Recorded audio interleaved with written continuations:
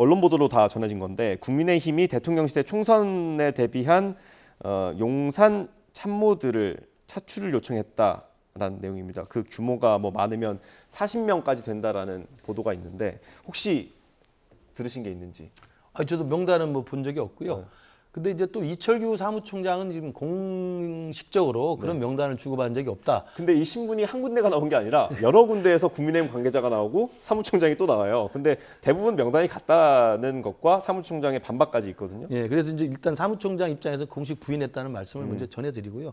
그러나 이제 총선이 거의 다가오고 있기 때문에 총선 전에 대통령실에서 근무했던 사람들이 총선에 출마하려고 하는 건 뭐 그건 항상 있었던 일이기 때문에 그게 수석 비서관급이든 그냥 비서관급이든 뭐 행정관급이든 예, 이제 마음이 콩밭에 가 있는 분들이 있습니다. 그래서 아마 그런 분들에 대한 순차적인 스케줄을 아마도 논의할 가능성이 있다고 봐요. 그러니까 언제 어떻게 1차로 나가고 언제 2차로 나가고 언제 3차로 나갈지 이런 것들 왜냐하면 용산에 있는 대통령실에 업무 공백이 생겨서는 안 되는 거기 때문에 순차적으로 이것들을 좀 그 계획표를 짜낼 수 있는 그런 개연성이 있다고 봅니다. 그러나 명단이 주고받으면서 누구는 언제까지 나오고 누구는 언제까지 이렇게 하는 건 제가 볼 때 아직은 시기상조라는 생각이 들고요. 왜냐하면 지금 저렇게 대통령실에 있던 행정관급, 비서관급, 수석비서관급이 이렇게 대규모 차출이 되려면 제일 중요한 게 대통령 지지율이 높아야 됩니다. 그러니까 대통령 지지율이 아직까지는 뭐 30%대에서 횡보를 하고 있기 때문에 저는 그 상황이 물론 이제 저런 분들이라 하더라도 영남으로 가면 뭐 당선 가능성이 있겠죠. 그러니까 영남은 더 공천 경쟁이 더 치열할 수 있겠습니다만